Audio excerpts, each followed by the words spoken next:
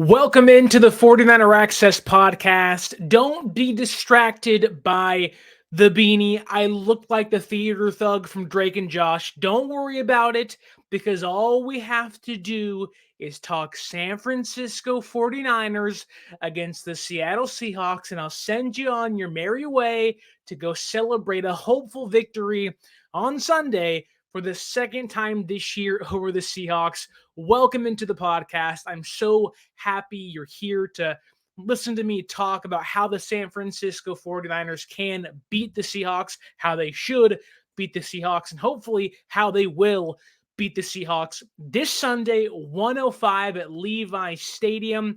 Niners and Seahawks, their second and hopefully final matchup of the 2023-2024 NFL season. My name is Sterling Bennett. I want to ask you to like, share, and subscribe on the audio versions of the podcast, or if you're watching on YouTube, hit that like button and that bell notification. It helps the podcast, helps the show in a very easy and free way.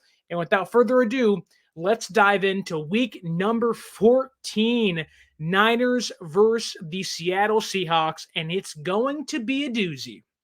The Niners come in 9-3 on the year, currently 3-0 against the NFC West this season.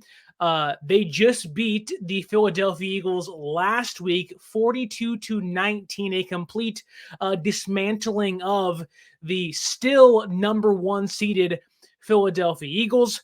They have a current 4-game win streak dating back to week number 10, the first week after the bye week against the Jacksonville Jaguars. Beat the Jaguars, the Bucks, Seattle on Thanksgiving, Eagles last week, and hoping to make it a 5-game win streak this Sunday over those pesky Seattle Seahawks.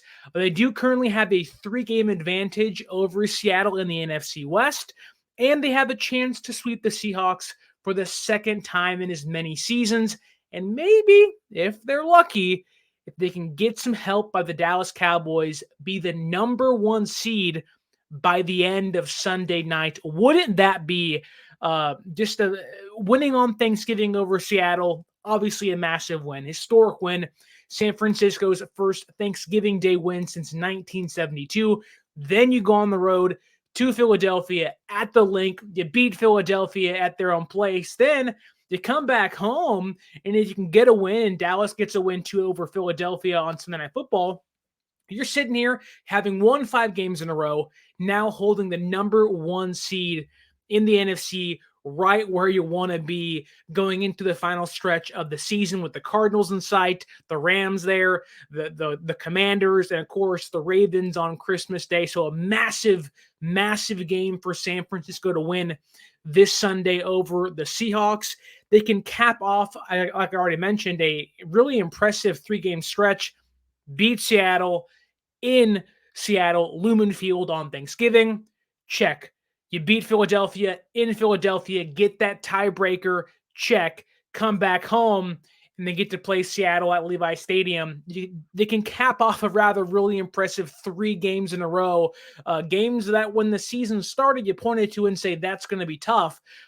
If they can win 5 games in a row and win 3 of their toughest games, or what was supposed to be the 3 toughest games this year, it's going to be one of the most impressive 3-game stretches the Shanahan era has ever seen in San Francisco. And I already mentioned this after San Francisco beat the Seahawks the first time, but this really is, like, if it wasn't on Thanksgiving, this game really is a chance for San Francisco to wrap up the NFC West and push Seattle to 1-4 against the division this year. They would have lost to the Rams twice if San Francisco wins on Sunday, had lost to the Niners twice and only beaten the Cardinals just once. And if San Francisco pulls this off and does push Seattle to 1-4 in the division, they also would, in theory, kind of tank the Seahawks' playoff chances because they come in 6-6, currently 1-3 against the NFC West this year. They just lost 41-35 against the Cowboys last week. That was a great game on Thursday Night Football. They have lost 3 consecutive games dating back to the Rams, us, and last week against the Cowboys. They've lost 2 of those games, mind you, though. 1-point loss against the Rams 3 weeks ago and a 6-point loss against the Cowboys. So 2 of their 3 losses have been by just 1 score, one of them being by 1 point. So Seattle's been in games. They just haven't been able to finish off games or maintain or keep a lead. They did seemingly find their offense last week, though.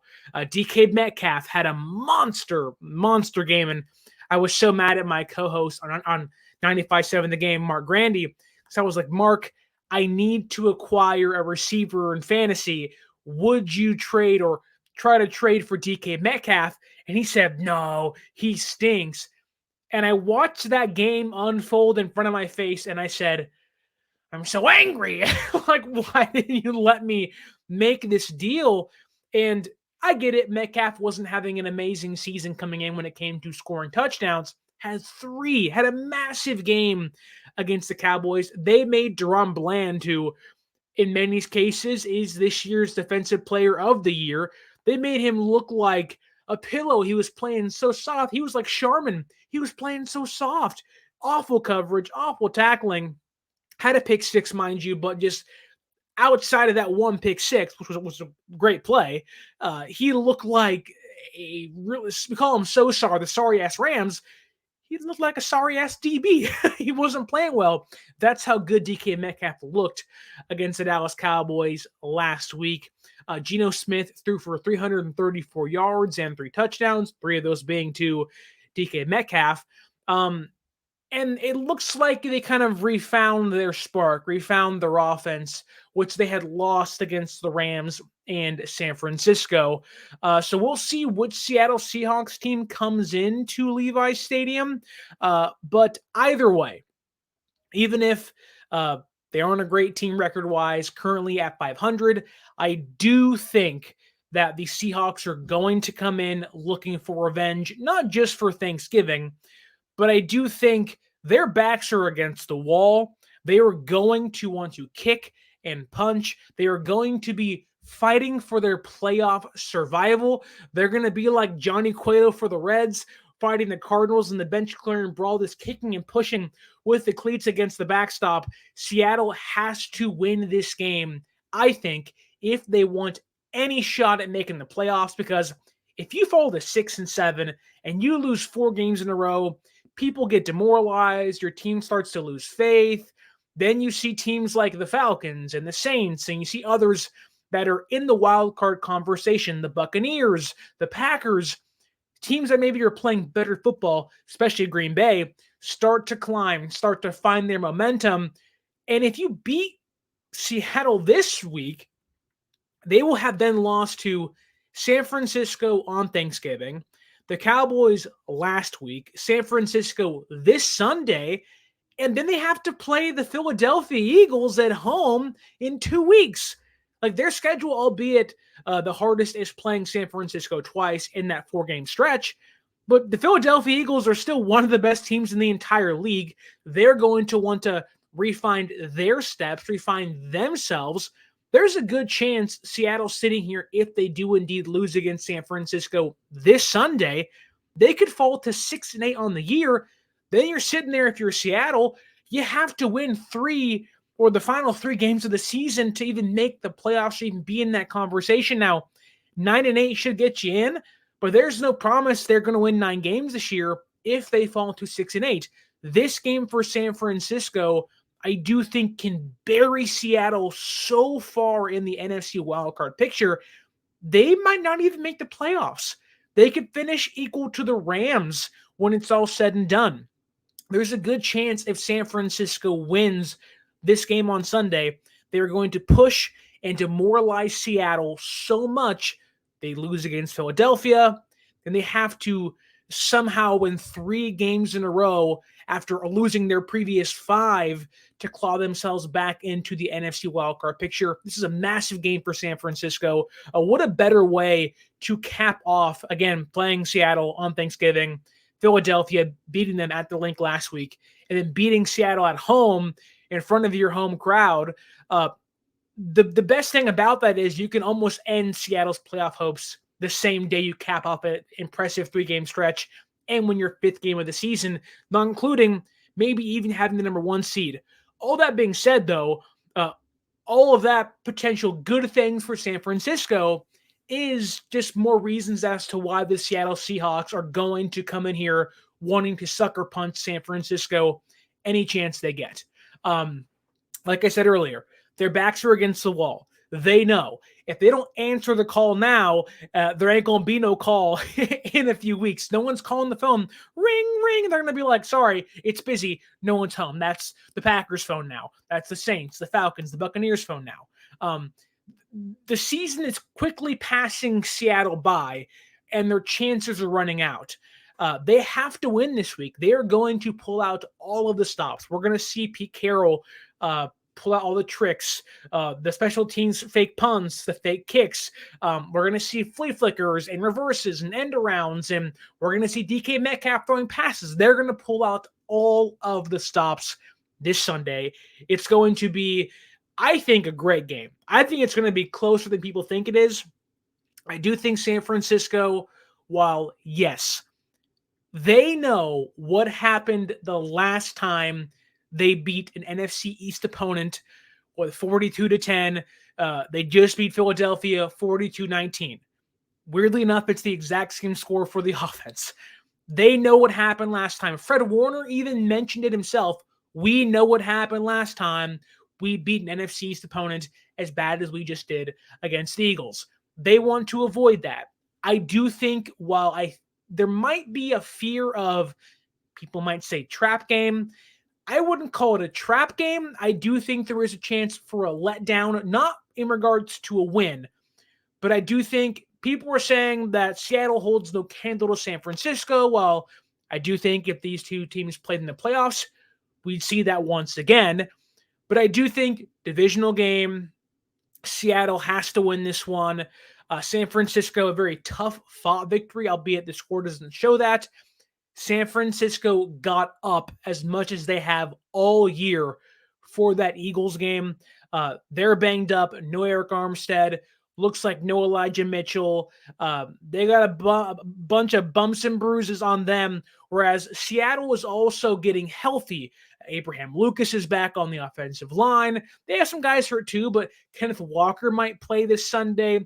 Zach Charbonnet, who got hurt against Dallas, looks like he'll play this week. So both teams are kind of in there. They're a little banged up on both sides, but it feels like San Francisco, although still being banged up, should win this game by a lot. I don't think it's going to be a 31-18, a 34-14 style game. This feels much more like an NFC West, slugfest to the end, rather than San Francisco crushing the Seahawks like we want them to every single week. And look, it's a divisional game, like NFC West, NFC East, AFC South. Whenever you play, when it's Pittsburgh and Baltimore, when it's San Francisco and Seattle, when it's the Dolphins and it's the Bills, those games are always tough. When it's Cowboys and Eagles, those games are always close. San Francisco, this game is not going to be a cupcake game. And if it is, well then forget everything I say. And that just shows how good San Francisco is. But I think this game is much more of Seattle needing to win. This feels much more of San Francisco could lose this game and it would stink and it would suck, but it really wouldn't change what we think of them. I would sit back and say, how do you lose against Seattle? But then I would sit back and say, man, like you played Philadelphia on the road, you with 10 days rest, you come back home against Seattle, they have their backs against the wall, and they beat you. It happens, right? Now, for Seattle, like I can forgive San Francisco if they lose this game. Seattle can't forgive their team. Seattle can't forgive themselves if they lose this game. Let's talk about the Seahawks offense, though, because the Seahawks offense, just like it was 2 weeks ago, if they can't run the football, they ain't winning. I know Geno Smith threw for 3 touchdowns, and Seahawks fans were like, "We're back, baby." You still lost. You still lost in that game. In all of the Seahawks' 6 wins this year, just like 2 weeks ago when they still had 6 wins, in all of their 6 wins, they've rushed for 100+ yards. In all of their 6 losses, which they've recorded 3 losses in a row, they've rushed for under 100 yards in each of those 6 losses. Like I said earlier, they're likely to have Kenneth Walker back and potentially Zach Charbonnet back. So they're going to have that 1-2 punch, the power run, the outside zone with Walker. They're also going to have Charbonnet in the screen game, in the passing game, to kind of give them some more, I don't want to say explosiveness, but give them a more of a wrinkle to the offense than just, in between the tackles with Walker. San Francisco this year, San Francisco since the bye week, since the defense has become the elite group we thought they would be, have only given up 64.7 rushing yards per game. That ranks top 5 in the entire league. They just held DeAndre Swift to, I believe, 12 yards for the Eagles. What San Francisco did against Philadelphia, who loves to run the football with Jalen Hurts, DeAndre Swift, Kenneth Gainwell, it was a master class of how to stop the run. What they did against Seattle 2 weeks ago, against Rachaad White and the Bucs 3 weeks ago, against Travis Etienne 4 weeks ago, what they've been able to do and stop leading rushers this year has been incredible. Seattle no longer has a top 5 leading rusher. Like I said earlier, though, I do think with Walker and Charbonnet back in the fray, it does give them another element to the offense that wasn't seen when these two teams played on Thanksgiving night. For the passing game, we can talk about Geno Smith all you want. Geno's fine. Geno Smith has probably been the Seahawks' best offensive player this year when Kenneth Walker's on the field. I like Geno. He's a great guy. He's had a fine career, Jets, Giants, now Seattle. He's a player that I think everybody respects. Even Brock Purdy today had said, like, look, we respect Seattle. We have to. So San Francisco knows what this game means to them. And I think Geno Smith, I'm not going to say needs to save his job, but I do think right now a lot of Seahawks fans are in the group of like, we like Geno, we respect him. We're thankful for what he did last year and what he's done so far this year, but they know that he's not the answer. And if you lose against San Francisco for a second time this year, where it'll be 5 consecutive games you will have lost to San Francisco with Geno Smith being your quarterback. At that point, if you're the Seahawks fans, you're going to sit back and say, okay, if the Niners are our biggest opponent in our own division and Geno Smith isn't the quarterback to beat them, we have to then find a new quarterback that can beat them. They couldn't beat Jimmy G with Geno Smith week 2 last year. They haven't been able to beat Brock Purdy once in, I believe this will be their 4th meeting between Purdy and Geno Smith. Purdy has beat him 3 times so far, and it hasn't been close almost any of those times. And he's also beat Geno Smith twice at Lumen Field. This is a massive game for Geno. You almost beat Dallas. He played great in that game. You have to beat San Francisco. You just do. And for a defense in San Francisco riding high, essentially, dare I say, limiting, stopping the entire Eagles offense, where they made A.J. Brown and Devontae Smith look like nothing burgers and have no impact, where Jalen Hurts looked like a shell of himself. You're playing a much worse quarterback this week in Geno Smith, who, again, I like Geno, but he isn't Jalen Hurts. If you're San Francisco, though, you cannot come into that with that mentality of like, well, we already beat Jalen and we already beat Geno once. We'll do it again. And you can't come in here lackadaisical. You can't come in here, with being on your heels defensively. Got to be aggressive. Got to make plays. Seattle's, like I said, they're going to come out and they're going to want to push the ball. They're going to want to put San Francisco's defense on their heels early. San Francisco could be tired. They could be exhausted.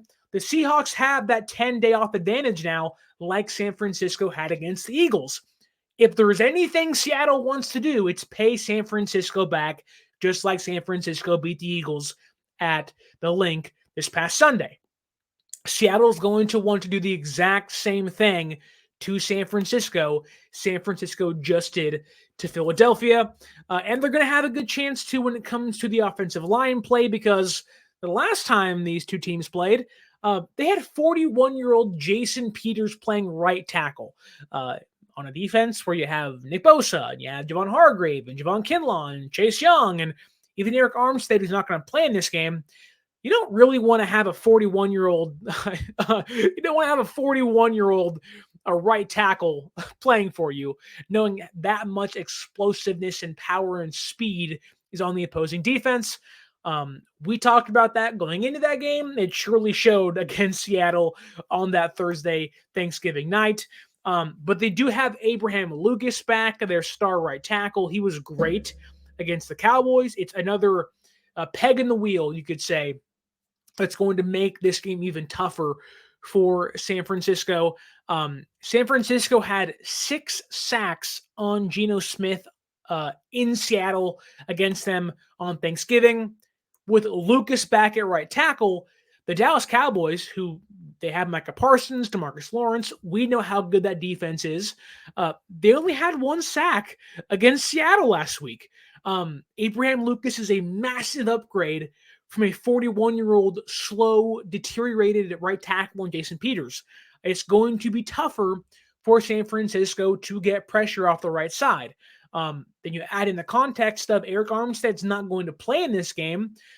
It'll be interesting to see what Steve Wilks and Shanahan decide to do. Obviously, Bosa, Hargrave, and Young are going to start. But do you start Kinlaw, who had 2 sacks last week? Do you start Kevin Givens, who I think is the better overall player between him and Kinlaw? That's what I would do. We might even see more Kalia Davis, maybe knowing Armstead's not going to play this Sunday. He had his first sack against the Eagles last week. It's going to be interesting to see how they mix and match the no Armstead in the lineup deal, because I do think Givens should get the start. It makes sense to start him. You want to have Kinlaw on those running downs, but I do think we'll see a heavy rotation of Kinlaw and Givens in this game. Obviously, Gregory and Clelin Ferrell will be in there. Ferrell, I think, will have a bigger presence in this game than he did against Philadelphia. You go back and you watch that Niners-Seahawks game, Clelin Ferrell played a ton opposite Nick Bosa. I wouldn't be surprised to see him again in this one, especially on running downs. He's one of the better run defending edge rushers in the entire league. Constantly has a high PFF grade when it comes to run defense. He is his ability to set the edge, stop Kenneth Walker, stop Charbonnet. You watch this game, I guarantee you'll see a handful of plays where you sit back and go, man, Clelin Ferrell's making plays out there. Maybe he isn't making tackles or getting sacks, but it's about driving guys back up the middle, driving guys inside. San Francisco was phenomenal against Philadelphia of setting the edge, not letting Hurts and Swift and Gainwell get to the outside. I would expect them to continue that this Sunday against Seattle, and Ferrell, Young, and Bosa are all part of that rotation to get that stuff done. I do think, though, what could make this tricky for San Francisco is the fact that with Kenneth Walker back on the field, if I'm Seattle, I'm running 2 running back sets, Charbonnet on one side, Walker on the other. I'm making San Francisco be honest with, are they going to run? Are they going to pass? Is this going to be a Charbonnet screen pass? I'm going to have Charbonnet, if healthy, be that check down option. I know we have Fred Warner. I know we have Dre Greenlaw. Those guys are 2 of the best at cleaning up the mess the defensive line can't finish off, right? We saw it against Seattle. We saw it against Philadelphia. We've seen it plenty of times over their tenure in San Francisco. I trust Fred Warner with my entire life.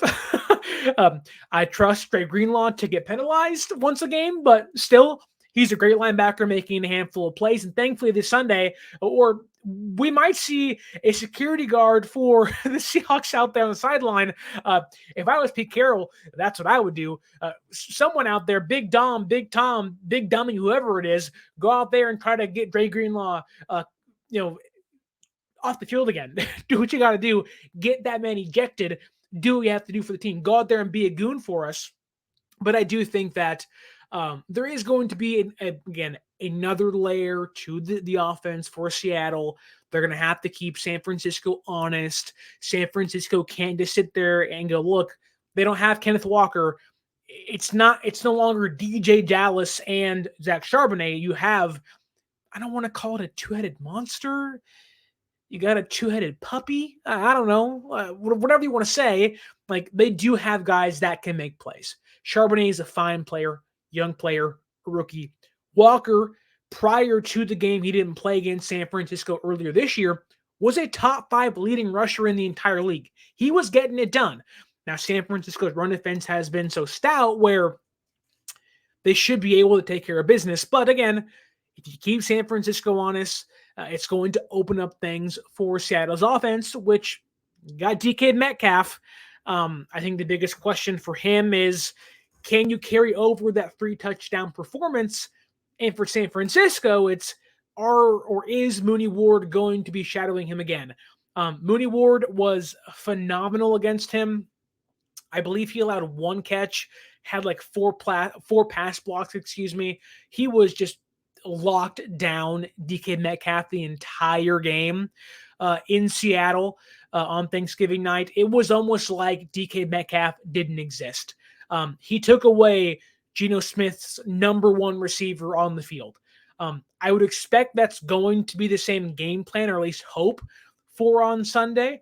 We saw Mooney Ward lock down A.J. Brown in the end zone with 3 more pass defenses, whatever it was, against Philadelphia. He's playing the top of his game. I do think there is going to be a little more physicality there. I think for DK, you got to use your body. DK is great at bodying up smaller defenders. He should. He's a massive human being. But if you're playing against Mooney Ward, who earlier this year was penalized a ton for illegal contact, I would try to initiate that. Make Mooney Ward have to not play physical with you. He's penalized once early. He might be a little timid late. I do think this is a game, if DK wants to reassert himself in this rivalry, he's going to have to utilize that massive God-given frame he has.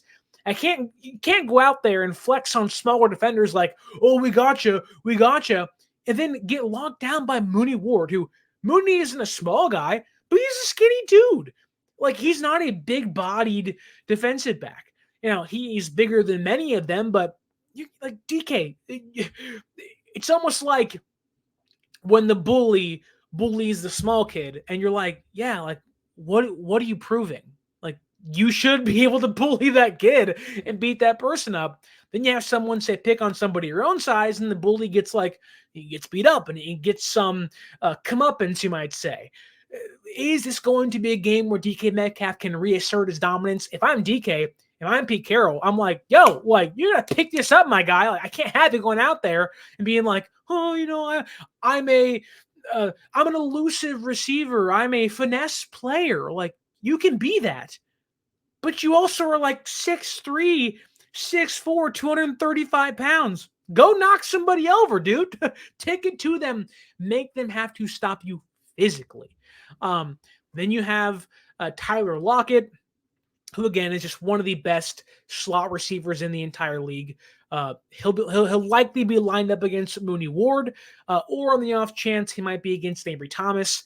And then you have Jackson Smith-Njigba, who has kind of risen in prominence in the offense recently. Had a touchdown taken away from him against the Dallas Cowboys, which I think was a catch, but anyways, he's played a lot better recently. They've been getting him going offensively, so going to be a massive test again for San Francisco's cornerback group, Lenore, Thomas, Mooney Ward. I do think it'll be interesting to see, again, if they can get different looks for DK Metcalf, because we saw in that game for Seattle, they wanted to throw him deep balls. How many times did Geno just miss some deep balls downfield that he had open, mind you, to DK while Mooney Ward guarded him? He just missed him. He overshot him. There were a handful of those. I do think they're still going to take those shots, and if you can get the run game going a little bit or keep San Francisco honest with Walker and Charbonnet, they're still going to want to take those shots. And we saw what happened in playoffs last year. Mooney Ward gets beat deep. Now, that isn't who he is as a cornerback, but it happens from time to time. If DK again reasserts the physical nature and the body he has on Mooney Ward, I would not be surprised if they hit one deep ball in this game or like, well, there it is. They finally hit one. I would not be surprised if that happens. Keep going further with that. Jair Brown, who has been really good in coverage despite his slow 40 time, you haven't even noticed him on the field unless he's whiffing on tackles, which has been 3 of them so far. I've counted. But I do think he's been great through the 3 games he's played, 2 games he's played. He looks really strong there. Gibson looks good. And we have a newbie now. They went and signed Logan Ryan, who I'm assuming he's going to replace George Odom's role on the defense. Special teamer, veteran player for Jair Brown to learn from, 2-time Super Bowl champion. He just gives you someone that you're not worried about playing safety. He's not going to be like, they're going to go from Isaiah Oliver, who was benched, now getting safety reps, to Logan Ryan, 2-time Super Bowl champion, has played safety for the last 2-3 seasons with the Buccaneers. And you're going to feel a lot better about that rather than Oliver back there getting safety reps. So I think we'll be fine, but I would not be surprised if they do beat us deep. And when they beat you deep, that's when things start to change. The run game opens up usually. The underneath game can open up. It's just about how can San Francisco stop Seattle's momentum. San Francisco was so great against Seattle, well, the past 4 games now, but especially on Thanksgiving night. Every time Seattle got momentum, the offense answered, or the defense picked up the offense when they couldn't answer. It's about how do you stop momentum. I also think that Seattle, and we'll get to their defense in a second, Seattle's defense has yet to allow a score off a turnover, a touchdown off a turnover all year. If you're San Francisco's offense, you had 2 of them against Seattle 2 weeks ago. The ball inside their 40-yard line, you have to score touchdowns. And I think they will. I think if Seattle gives the ball away, San Francisco at home, at their own field, they play so well there, having only lost 1 game all season there, the one against the Bengals, which you can just wash away now because Jake Browning's playing quarterback out there.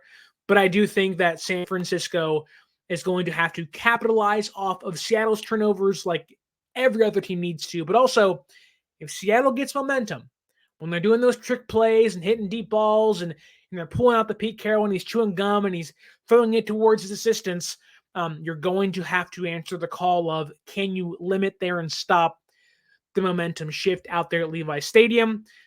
Getting to the Seahawks defense and how San Francisco's offense can really slice and dice through that really, really bad Seahawks defense.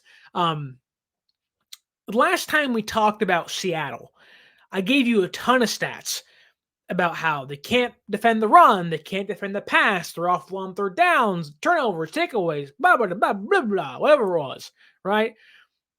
Almost all of that has gotten worse since that day. Almost all of it's gotten worse. The past 4 times San Francisco has played Seattle, they have outscored them 120 to 56. They have double the points that Seattle has in their last 4 outings. Of course, that being 3 regular season games and 1 playoff game. But so that being said, it feels like San Francisco has the edge, right? They dominate Seattle when they played them with Geno Smith at quarterback. But the Seattle defense has just been awful. They ranked 21st against the run this year, giving up 119 rushing yards per game. In the last 3 weeks, they've given up 129 yards on the ground per game. Don't forget, the last time Seattle and San Francisco played 2 weeks ago, San Francisco had 169 yards on the ground, and Chris McCaffrey had 114 of those yards and 2 touchdowns. It just feels like if you're going into a game against San Francisco, you know they are going to want to run the football. And I think it may have been George Kittle or Fred Warner said that we know as a defense, once we get our running game going, that being McCaffrey, and we get Deebo and Elijah Mitchell, who probably won't play in this game. So Jordan Mason gets reps finally. Once we get those guys going, we know it's over. We know we're unbeatable as an offense. Seattle doesn't seem to have the ability to stop the run, or at least haven't shown the wherewithal to address stopping the run. They were hoping it was Leonard Williams. He ain't done nothing. They've been worse with him on the field. It's crazy to believe that with their trade deadline acquisition, Seattle's run defense has gotten worse with him on the field. This is another Chris McCaffrey field day. As I said 2 weeks ago, I wouldn't be surprised if that carries over once again, because look, just like Seattle's offensive line is getting healthy, San Francisco against the Seahawks 2 weeks ago, they didn't have Burford. It was Williams and a returning from injury Aaron Banks, then Brendel, then Feliciano, then McKivitz. Now they're going to have their entire starting 5 back, with Banks even healthier and Burford back as the right guard. I think they'll be able to push the Seattle defensive line around a little bit more in this one. I'm not going to ignore the fact that Bobby Wagner and Jordan Brooks are still 2 of the better run defending linebackers in the entire league. But we saw against them this past or 2 weeks ago that they are awful against the pass. They're older, that being Wagner. Brooks is just a younger Bobby Wagner that can't pass coverage anybody. Tight ends, over the middle, Ayuk, Deebo, doesn't matter. I would expect San Francisco to have their way up the middle in this game. They mentioned, the Seahawks players mentioned that their goal is to stop over the middle stuff. The difference is that Brock Purdy isn't Jimmy G. No offense. I like Jimmy. Just different players. Brock Purdy can beat you to the outside as well. And if they're going to stop the open middle stuff, you know what you do? Screen passes. Make them have to guard the screen pass. Make them have to have guys leak outside to the boundary. End arounds to Deebo. Like, there are ways that Shanahan is going to exploit that. It's not that hard. And really, this is a game where you respect Seattle. You give them their kudos. They're 6-6. They're right there in the playoff hunt. But you also know they should not be in the same conversation as you. They're a C+, B- team at best. They're reeling. They have to win. You can almost take advantage of that desperation if they're going to blitz more, if they're going to attack the quarterback more, take shots deep. My money's on Brandon Ayuk winning those plays. If they're going to blitz, you're going to have plenty of chances, with Brock Purdy being the best quarterback efficiency-wise against the blitz this season. And even then, if they're not going to blitz, their leading sack getter is Boy Mafe, who's a good player. He has 7 sacks this year. He hasn't had a sack in 3 weeks. Either he's due or he's not playing up to par. It's that simple. Jerron Reed has 5 sacks this year. He had 1 in the last 3 weeks. And Devin Witherspoon has been one of the better cornerbacks at getting sacks. But again, like, Seattle's defense doesn't do much. Seattle seems like a team that, like, take Jamal Adams, for example. Jamal Adams should be a good player, right? He was a good player for a while with the Jets. There was even talks of when he was out there on the trade market where should San Francisco acquire him? Thank God they didn't, because he seems more distracted by journalists in New York calling out his poor play than actually wanting to play good, wanting to play well. He's talking about when they go low, I go lower. Jamal, I'm sure you're a great guy. I'm sure you've had and gone through a lot with the injuries and stuff. Your play can't get any lower, my guy. Like, you're getting burned all the time. Tight ends, receivers, running backs. I can guarantee you ask Pete Carroll, you ask other GMs, they're going to say, yeah, Jamal Adams, he's not good anymore. Not good anymore. I said it 2 weeks ago. The Seahawks defense is just a bunch of names that aren't playing well. Julian Love, Quandre Diggs, Jamal Adams, Devin Witherspoon's having a good year, but then you got Tariq Woolen, who he got benched against Seattle or against San Francisco 2 weeks ago because he couldn't tackle anybody. He couldn't tackle anybody. It's like what Seattle has going for them is name value, not production. Kind of like Philadelphia's defense. They're kind of the same thing. They got a bunch of names that are respected league-wide, but in reality, they're not playing great, right? There's a reason why San Francisco was able to exploit Seattle 2 weeks ago. There's a reason why they were able to exploit the Eagles, 6 days ago, 5 days ago now. Like, there's a reason why San Francisco continues to be able to run through, exploit, and play well against other defenses that really don't have the business being on the same field as them. It's name value compared to production next to their name. The Seahawks just don't have that name value. They have the name value. They don't have the production. And you realize that they're playing Brock Purdy, who he scored 4 touchdowns against Philadelphia? 4? I mean, come on. Like, the whole conversation was you got to play someone, got to see somebody. He's beaten everybody now. There ain't a single team in the NFC you point to and say, and look, if you want to say the Lions, if you think Brock Purdy wouldn't just run right through that Lions defense, that looks atrocious. They can't guard anybody. He's beaten every NFC opponent you say, well, they might have a chance, or watch out for them. Like, Brock Purdy since the bye week this year. So Jacksonville, the Bucks, Seattle, and Philadelphia, those last 2 being on the road, and Jacksonville also being on the road. 3 games on the road since the bye week. 74% completion percentage, 1,152 yards, 282 yards a game, 11 total touchdowns, nearly 3 touchdowns per game, and just 1 interception. The 1 pick, which arguably his 2 worst passes against Seattle 2 weeks ago, was the one to Deebo backed up against his own end zone. That one gets tipped. It almost gets picked off. The next play, backed up against his own end zone, it does get tipped, and then gets picked off for a pick 6. That can't happen. And guess what? That is Seattle's only takeaway the past 2 weeks. They didn't get one against the Cowboys. There was I don't want to say phony, it was a tipped pick 6 against Brock Purdy. That's his only mistake in 4 weeks.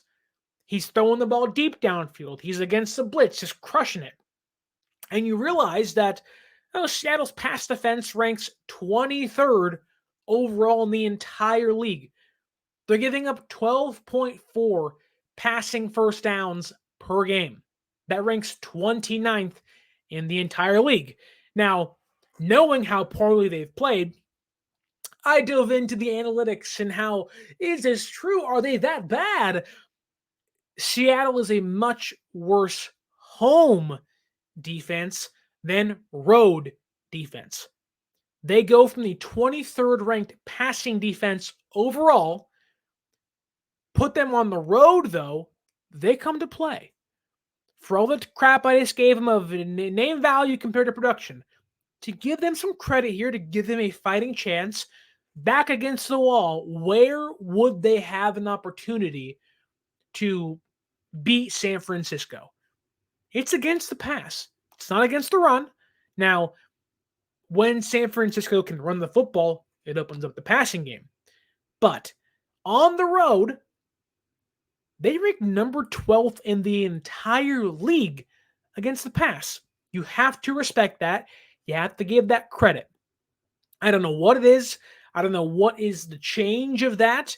I don't know if it's a defensive scheme issue. I'm not sure if it's a, hey, we're on someone else's turf. Let's play up. Let's come in there and knock them out of the park. I don't know what it is, but it does feel like Seattle on the road knows we ain't got the 12s. We got the zeros because none of our fans are here.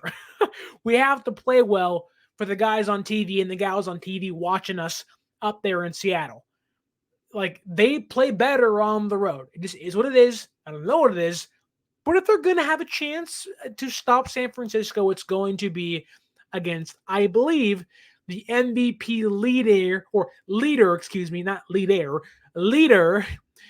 Brock Purdy right now. Which, I'll be honest with you, I do think Brock Purdy is going to have a good game.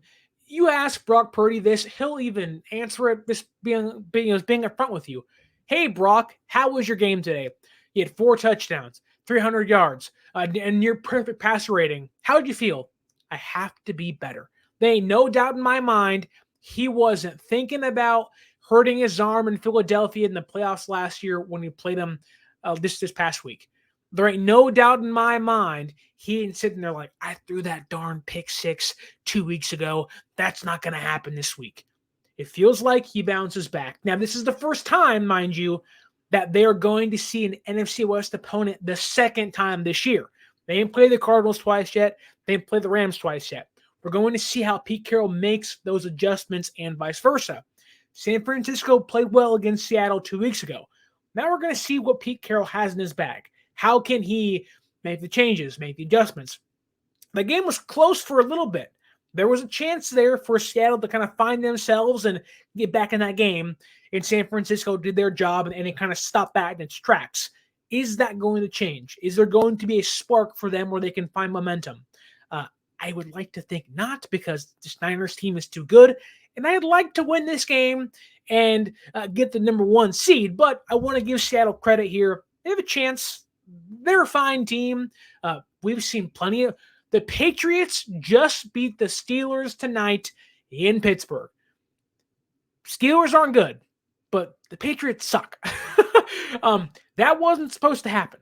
Now, I get they had Trubisky and it wasn't Pickett, and I get it. The Steelers are a mess, but they still won 7 games. The Patriots suck. The Patriots suck. All I'm saying is that you never know, and you have to give, whether it's bad teams or an average team or a fairly good team, credit of this could be an issue when you play them again. I want to get to and stick with their defense here, because when we talked last about Seattle 2 weeks ago, I ran through why they're fraudulent when it comes to defensive takeaways and sacks and all that.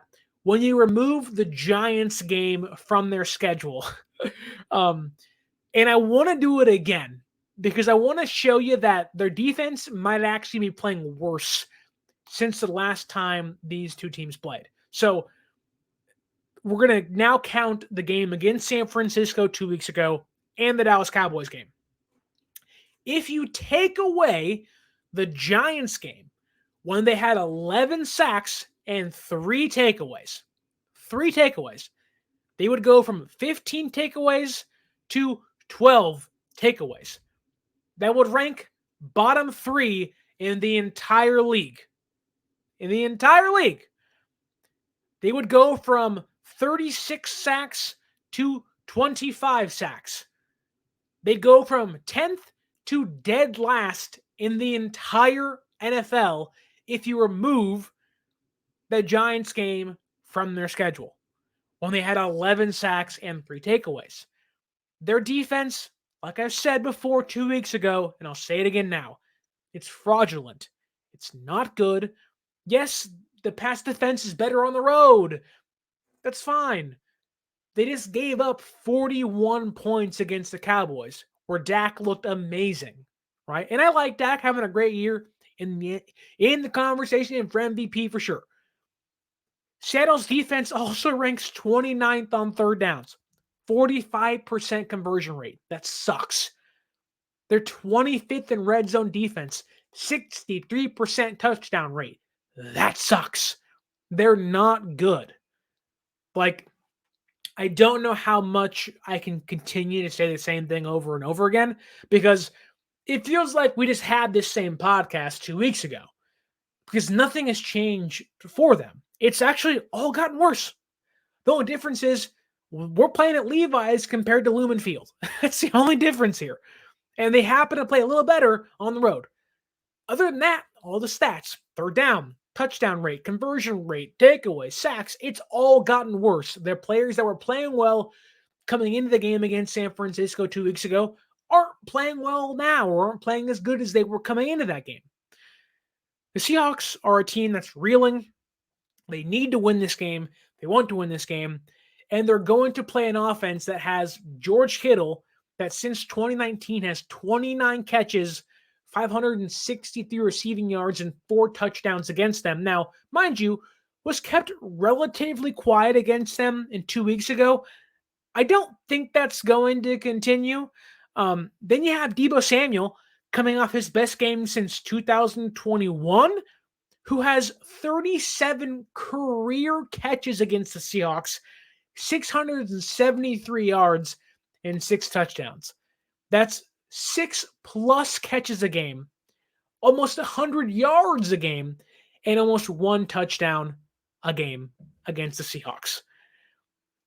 And I haven't even talked about Brandon Ayuk yet, that can cook any receiver, that in the game 2 weeks ago, Purdy threw an amazing pass in between 4 defenders that Ayuk caught and ran for a touchdown. Like, San Francisco's riding so high, there is a fear. Again, I do understand the whole, well, it could be a trap game. It can be a trap game. I get that. I don't think San Francisco, with the idea, with the knowledge, it's the NFC West opponent, you're back at home, it's the Seahawks, and if you win and the Dallas Cowboys beat the Eagles, you get the 1 seed. I do think San Francisco is going to take this game extremely serious, much more than that Browns game, much more than the Vikings game, the Bengals game. I just think that they already got their humble pie back then. They lost 3 games in a row. They all said, we kind of lost focus there for a second. We beat Dallas, we're riding high, thinking we're kings of the world, right? Throw in front of the Titanic and we're like, oh, whatever it is, and then it starts to sink, right? Now they're kings of the world again, and they're sitting there like, we took care of business. We did our job in Philadelphia. If we just do it again one more time and Dallas can do us a favor, then we're sitting there like, dude, we got this thing. Like, it is just all us going forward. You beat, like, they have a chance to literally steal the 1 seed in a 2-week span. That's what they've been building back up for. I have a good idea they're not going to want to let that slip away. I do think this game is going to be closer than people think. I don't think that 10.5 point favorite is going to actually happen. I think San Francisco wins this game 20-27. It'll be close. I think they'll have, I don't know, it'll probably be 13-27. Seattle scores a touchdown late, makes it close. San Francisco ices the game. Let's just say it's a Brock Purdy first down. The first down pass to Kittle, ices the game, it's over with.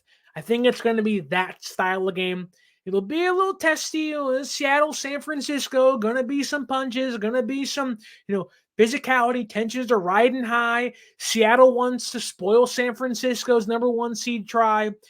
San Francisco wants to end Seattle's NFC playoff hopes. It's going to be classic NFC West style football. I have San Francisco winning 27-20. And let's go get the number 1 seed. By the end of Sunday night, the Niners could be, and hopefully they are. Come on, Dallas. Come on, Dallas. Are we Dallas Cowboys fans this week? Or are we rooting for the Eagles to lose and the Cowboys not to win?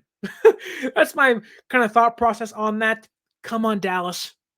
Just do us one favor. Do us one favor. Please, please. And I believe if Dallas wins and Philadelphia loses, Dallas has the tiebreaker. they're tied for the same record. I think the Eagles might fall to the 5 seed. It's a lot of moving parts here, but let's get the number 1 seed. It's all that matters. We want this. We saw the importance of 10 days off just 1 week ago against Philadelphia. We need that. Now is our chance to secure the 1 seed, get it in our grasp, and hopefully not let it go the rest of the season. 27-20 San Francisco wins is my prediction. I want to kindly ask you to like and subscribe on YouTube. It's a free way to help the show, help the podcast. You guys came out in droves after the Eagles win. Let's keep the momentum moving into Seattle week. If you're listening on Apple or Spotify or Google Podcasts, whatever you're listening on, please leave a review and like the podcast and tell your friends about it. Give us 5 stars. Tell us anything you want in the review comment section. I don't care what it is. Give us 5 stars. Help the show. And let's keep this train rolling all the way, hopefully, to the 1 seed and hopefully, eventually, the Lombardi Trophy. You can use our promo code 49ers Access at SeatGeek.com. 49 ERSACCESS at SeatGeek.com. It's up here on the screen. I'm pointing to it right now or down below in the description. Use that promo code and save yourself $20 off your first purchase at SeatGeek.com. You can also follow us on social media. The @ are down below. Twitter or X is at 49ers_access. Instagram is at 49ers.access. All the updates, all the hot takes, reaction to the game live every single game day, night, Monday, Thursday, Sunday. We're going to be on those platforms reacting to the game. And look, a big thank you from me. Happy holidays. Merry Christmas. Happy Hanukkah out there as well. Hope you have a wonderful and safe Sunday, safe holiday season. Get your Christmas trees, whatever you celebrate, get your presents, celebrate your family, celebrate your loved ones, celebrate Jesus, celebrate whatever you do on this or at this time of year. Go watch Elf for the 90th time. I've seen Home Alone 30 times in the past day and a half. It's always on Freeform. What I used to call as a kid, ABC Family. Go out there and do your thing, you filthy animals. It's Christmas time. Have a good time. And hopefully on Sunday, we're celebrating a San Francisco 49er victory at Levi Stadium. One last time, my name is Sterling Bennett. Saying thank you for watching, listening, liking, sharing, and subscribing. And until next time, stay faithful.